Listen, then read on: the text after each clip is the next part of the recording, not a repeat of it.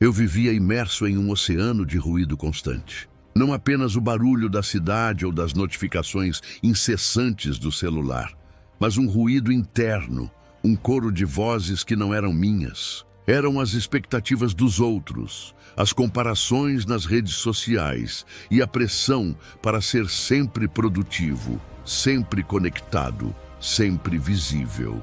Minha mente era um feed infinito de ansiedades e autocríticas, me afogando lentamente. Essa avalanche de estímulos externos me fez esquecer como era o som da minha própria voz interior. Eu tomava decisões baseadas no que achava que os outros esperariam de mim, não no que meu coração realmente desejava. A insegurança era minha companheira constante e o medo de fracassar me paralisava, transformando cada pequeno passo em um salto monumental sobre um abismo de julgamentos imaginários e reais.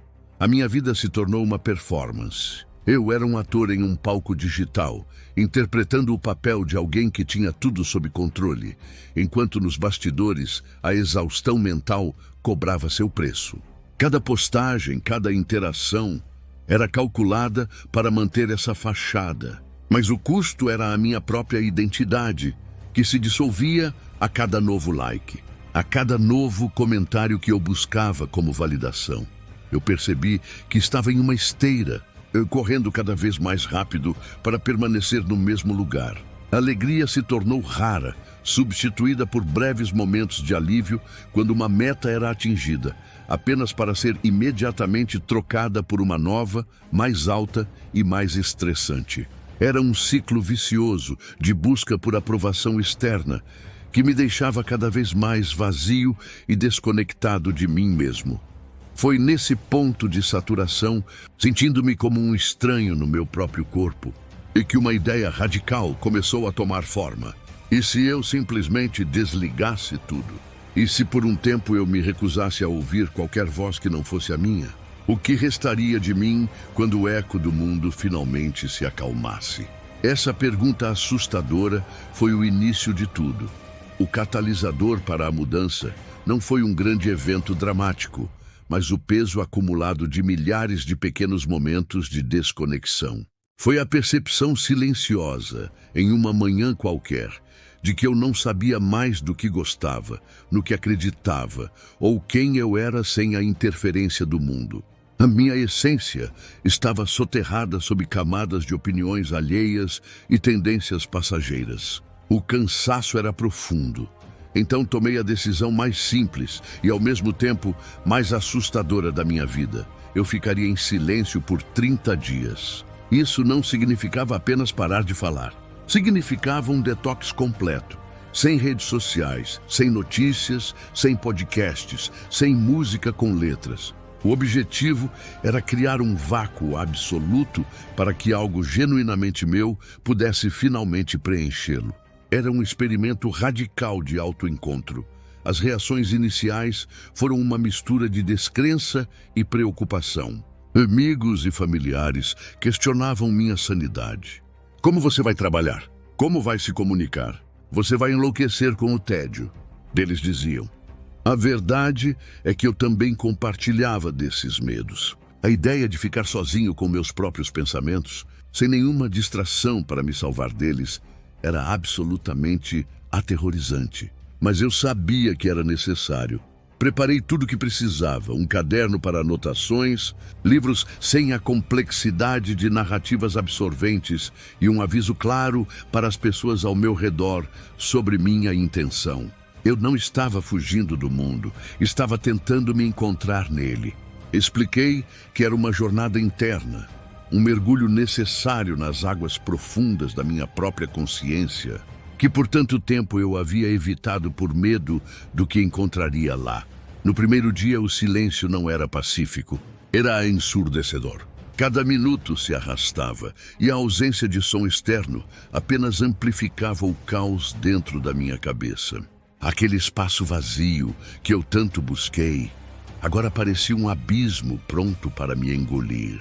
Eu me dei conta de que o processo seria muito mais uma batalha do que um retiro espiritual, uma verdadeira guerra contra meus próprios demônios. As primeiras semanas foram brutais. Sem o barulho do mundo para abafar minha mente, o meu crítico interno assumiu o palco principal com uma voz estrondosa. Cada erro que cometi, cada oportunidade que perdi, cada falha que tentei esquecer, tudo veio à tona com uma clareza dolorosa. Eu estava preso em uma sala de espelhos, forçado a encarar versões de mim mesmo que eu havia passado anos ignorando. O tédio era um inimigo implacável. Meu cérebro, acostumado a doses constantes de dopamina vinda das notificações e do entretenimento rápido, estava em abstinência. A vontade de pegar o celular, de ligar a TV, de apenas ouvir uma voz humana era quase insuportável. Foi um confronto direto com meu vício em distração. Uma percepção chocante de como eu usava o ruído para fugir de mim mesmo. Meu único refúgio era um caderno. Nele, eu despejava todo o fluxo de consciência caótico que me consumia. As páginas se enchiam de raiva, tristeza, medo e confusão. Escrever se tornou minha única forma de diálogo. Uma conversa crua e sem filtros, com as partes mais sombrias da minha psique. Foi nesse processo que, lentamente, comecei a entender as raízes das minhas inseguranças e do meu medo de fracassar. Se você já se sentiu sobrecarregado pelo barulho do mundo, a ponto de não se reconhecer mais, comente. Eu preciso de silêncio aqui embaixo. É importante saber que não estamos sozinhos nesse sentimento. Muitas vezes, a jornada mais difícil é a que fazemos para dentro. E saber que outros entendem essa luta pode ser o primeiro passo para encontrar a coragem de começar a sua própria. Houve momentos em que quase desisti. A solidão parecia uma punição e o silêncio uma tortura. Mas algo me dizia para continuar. Eu sentia que estava no meio de uma tempestade. E se eu conseguisse aguentar firme, talvez encontrasse do outro lado a calmaria que tanto buscava. Aos poucos, comecei a perceber que o barulho interno não era um inimigo a ser derrotado, mas um mensageiro com algo a dizer. Por volta do 20º dia, algo mudou. A tempestade de pensamentos negativos começou a se dissipar. O crítico interno, exausto de tanto gritar sem encontrar resistência, foi baixando o tom. No vazio que se formava, uma nova sensação começou a emergir: a clareza. Pela primeira vez em anos, eu conseguia pensar em uma única coisa de cada vez, sem 1 milhão de outras vozes competindo por atenção. Foi então que a grande descoberta aconteceu. Fiquei em silêncio por 30 dias. O que descobri sobre mim foi chocante. E o chocante não foi encontrar um monstro ou um segredo obscuro, mas sim encontrar a mim mesmo. Uma versão mais calma, mais centrada e autêntica. Descobri do que eu realmente gostava, quais eram os meus valores inegociáveis e o que eu queria para a minha vida, livre da influência externa. A transformação se manifestou em pequenas coisas. Comecei a notar a beleza em detalhes que antes passavam despercebidos. O desenho das nuvens, o sabor real da comida, a sensação do sol na pele. Minha ansiedade social diminuiu drasticamente, pois eu não sentia mais a necessidade de performar ou de preencher cada segundo de silêncio com palavras. Aprendi a apenas estar presente, a observar e a escutar. Esse processo me ensinou a diferenciar a intuição do medo. Antes, as duas vozes eram uma confusão só, mas no silêncio, aprendi a reconhecer a voz calma e firme da intuição, que me guiava para o crescimento, e a voz estridente e paralisante do medo, que tentava me manter na zona de conforto. Essa distinção foi uma das ferramentas mais poderosas que adquiri durante essa jornada de autoconhecimento. Ao final dos 30 dias, eu não era uma pessoa iluminada ou misticamente transformada. Eu era a mesma pessoa, mas com uma bússola interna que finalmente funcionava. Eu tinha aprendido a navegar minha própria mente, a encontrar paz no meio do caos e, o mais importante, a confiar na minha própria voz acima de todas as outras. A mudança não foi mágica, foi um reajuste profundo e real. Quando os 30 dias terminaram, eu não voltei correndo para o barulho. O retorno foi gradual e, acima de tudo, intencional. A experiência me deixou uma marca indelével, uma nova perspectiva sobre como eu queria viver. Eu não me tornei um eremita. Em vez disso, aprendi a modular o volume do mundo ao meu redor, escolhendo conscientemente quando me conectar e, crucialmente, quando me desconectar para recarregar. O resultado mais sustentável foi a criação de micro-santuários de silêncio na minha rotina diária. Uma caminhada de 15 minutos, sem fones de ouvido, os primeiros momentos da manhã sem olhar para o celular, ou simplesmente pausar para respirar fundo antes de uma reunião. Essas pequenas práticas mantêm a conexão com minha voz interior viva e forte, impedindo que o ruído externo a soterre novamente.